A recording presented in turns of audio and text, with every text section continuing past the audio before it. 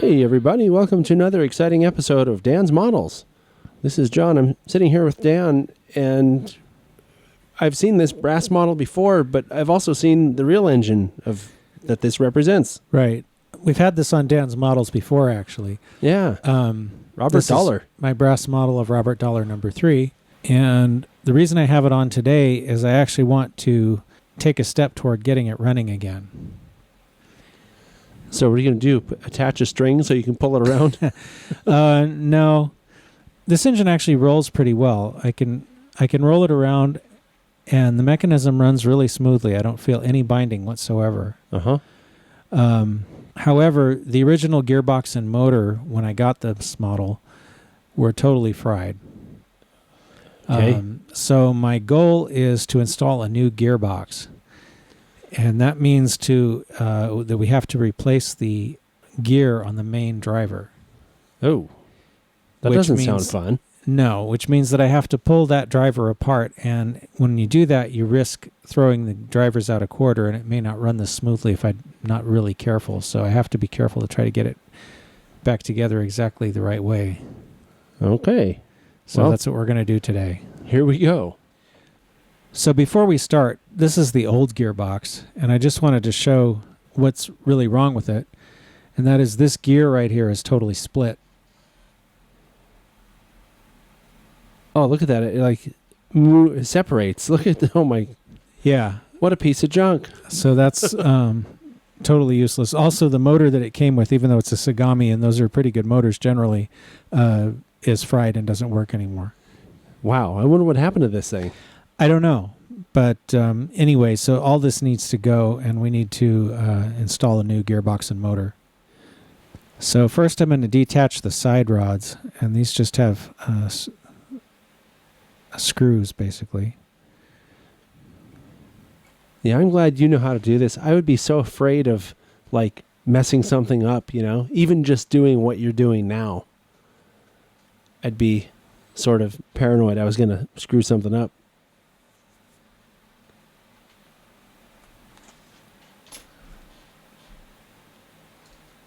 Yeah, there it is, just a little screw. Yeah, I want to make sure to keep those screws in a place where they're not going to get lost. And then I'm going to remove the pilot and trailing trucks.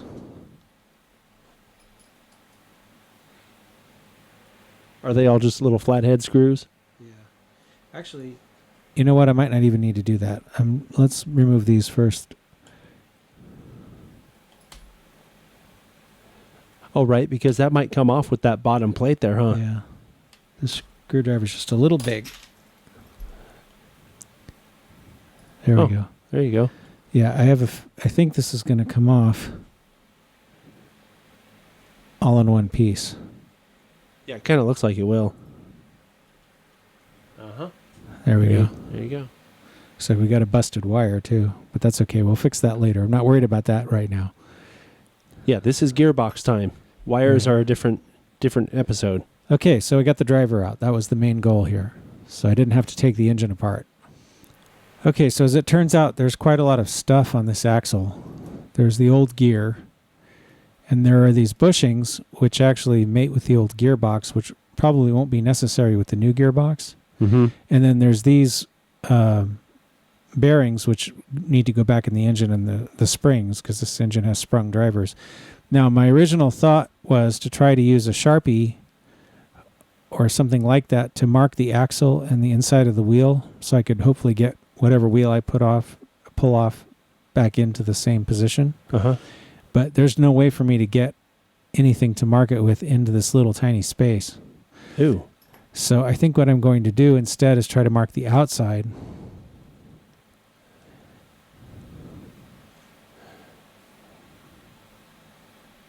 Oh, I see. So you want the axle to match with the mark on the wheel. I see. Right. I see what you're doing. Right. So I'm hoping this will work, because I'm trying not to have to recorder all the drivers, because if I don't get this one back together exactly right, then the other, I'll have to recorder them all, because otherwise the engine won't run right. This is some advanced modeling here.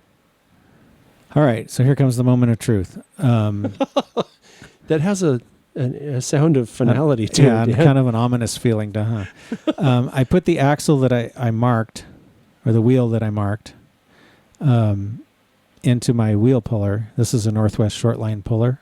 Yes.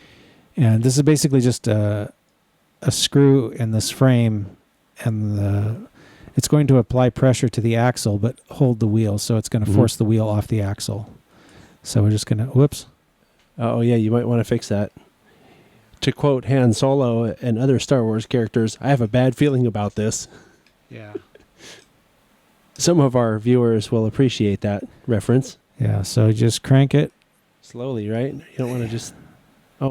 Oh, that sounded bad, Dan. Is it supposed to do that? I don't know, but it did. It sounded like my daughter's knuckles.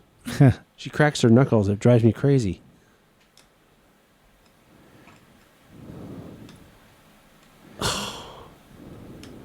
Dude, that really didn't sound good. I don't know if people could tell how loud that was. Okay, there it is. Came off. And nothing's broken, right? Nothing's broken. It just pushed the wheel off. And now I can remove this bearing and keep the spring. And now we got to do the same thing with the old gear. So are these parts, is it glued on or is it just a pressure fit? It's just a pressure fit. It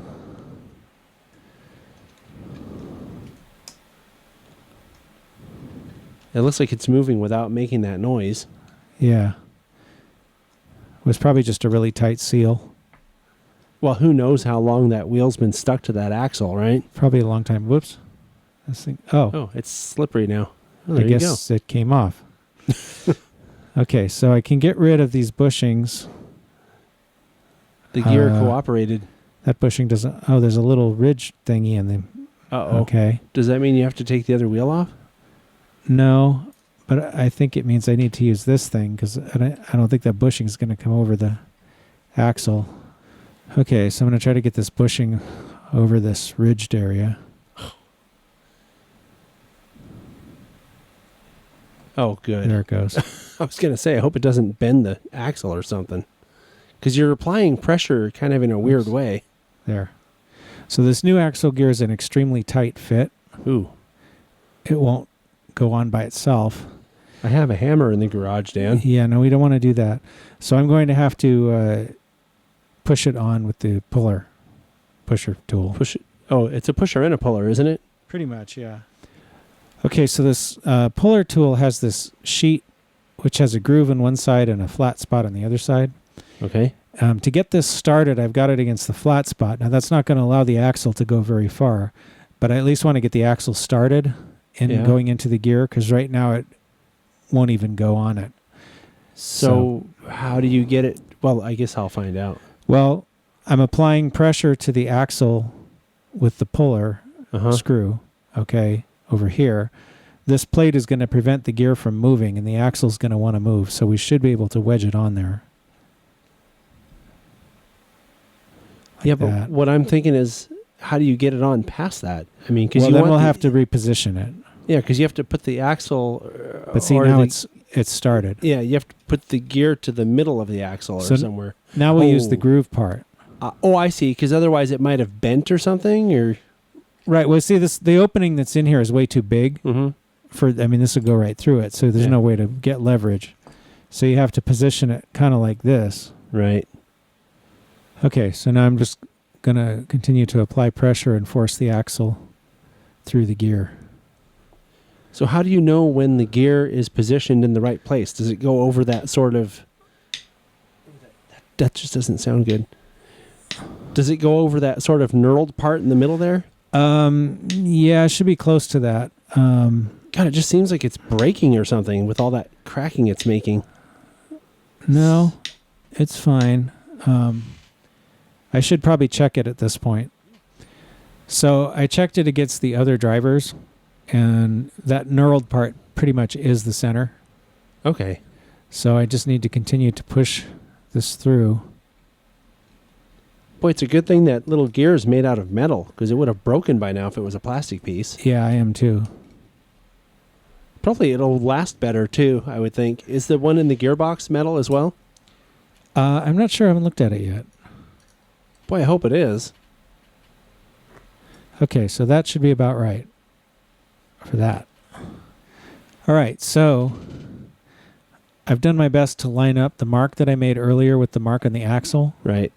And so if I push this back together, it should hopefully be the same. It'll be pretty close from the looks of it. Yeah, hopefully it's close enough. One of the tricks to doing this is to push the wheel back on and make sure that it's square to the axle. And unfortunately, because the wheel has these pieces that stick up, like the counterweight and this place where the side rod attaches, I can't just press it against a flat piece like I did with the gear. Yeah, there's no flat piece on the wheel itself. Right. That will skew the wheel. As it happens, it just fits in this little slot. Pretty lucky. Yeah. And the flange is holding it. Ooh. So so we have to hope the flange is strong enough to hold it. Yeah, well, what I'm going to do is push it together, and I have my NMRA gauge handy, and as soon as it gets into gauge, I'm going to stop. Yeah. Okay.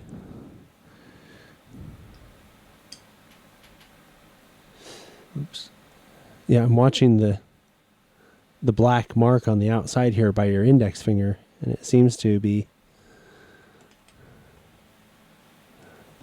going on straight so far. Actually, I got to take this out and check it. I can't get the thing in there. So it's in gauge now. Yeah, this is in gauge, and I found the two little springs for the bearings that tried to hide for a while. You should have seen Dan crawling around on the floor. We were thinking about doing a new reality TV show called Making Trains, where all it shows is Dan trying to find the parts that fell. These minuscule little microscopic parts. I swear half the time you spend in model railroading is crawling around on the floor looking for stuff you dropped. Yeah. Well, it's a good thing I don't have like a shag carpet out here, because that would be really impossible. So anyway, now comes the real moment of truth. I'm going to put this thing back in the engine and see if it still rolls. After much cussing and grunting from the other side of the table, it's put back together. And guess what? It's another moment of truth, right? Okay, so you didn't mess up the quartering. No. In fact, I think it rolls better than it did before. You fixed it without even trying. You're good at this, Dan. Yeah, I don't even detect the merest hint of a bind in there. Good. That means it's going to be a beautifully running engine when you're done. I hope so. What's next? Well, we should test fit the gearbox and make sure that it works. Okay, so I want to take the mechanism off of the boiler. Okay. And most brass engines have just a few screws. So there's this one here. There's usually a screw under where the cylinders are. Like that. Where's the other one usually? Behind the trailing truck? Usually somewhere in that area. It looks like there's two screws right here, which attach the frame to the superstructure. It's usually just a couple of screws. It sounds like you just have to kind of find them, right? And based on, well, I mean, it's pretty simple underneath. It's not like there's a lot of stuff going on there. There we go. So that took the mechanism off. So the way these gearboxes work is the axle with the gear fits in here. This is a slot for the axle, and then the gear goes in here and meshes with an idler gear that's here. Right. And then there's a worm, and then this cover plate goes on the bottom, and that secures it to the axle. Unfortunately, this has got a little too much material up here, so I can't quite get this on right now. Yeah. It looks like there's a little piece of brass blocking it, huh? Yeah, so it looks like I'm going to have to do some surgery on the engine and make just a little bit of clearance here. What are you going to use for that? The motor tool? Probably. I didn't hear as much cussing that time, Dan, so it must have been pretty easy. Well, wasn't so bad. What I did was two things. There really wasn't much material to remove right here. Okay. So what I did instead is this piece mounts to the rest of the frame with this one screw. Uh-huh. And all I did was enlarge the slot so that I could move this entire piece here forward slightly. Oh, I see what you're saying. Yeah. So it would move forward. Yeah. So instead of actually cutting away part of the frame or structure, you simply cheated on the screw slot. Basically, that's pretty clever. See, and this is the kind of thing that I'm always thinking of when you're doing this stuff. This isn't building models or fixing stuff or it's solving problems and coming up with these creative solutions that, because you have to make it work if you want to run your train, right? Right. So that's one of the things I like about this. And the other thing I did was on this bottom plate, I used my motor tool and a file to make this a little bigger right here. So I'm basically moved the front of this slot forward slightly. All right. So now the gearbox will fit. It fits right in there. And then the bottom cover plate will mount like that. And I'm not actually going to put this on yet because there's a lot of other stuff to do to this engine, but at least this much is ready. Okay. So the gearbox repair or replacement is complete. Right. And the other good thing is because this is fairly tight, one of the things you want to make sure with the gearbox is that it doesn't flop around. Yeah. So at least it can't flop forward because it can't go anywhere. So I'll still need to rig up something so it can't move backwards. But anyway. That's for another day. Yeah. Problem for another time. Okay. Well, I guess that'll do it for this exciting episode of Dan's Models. We'll catch you on the next exciting episode of Dan's Models. See ya. Bye.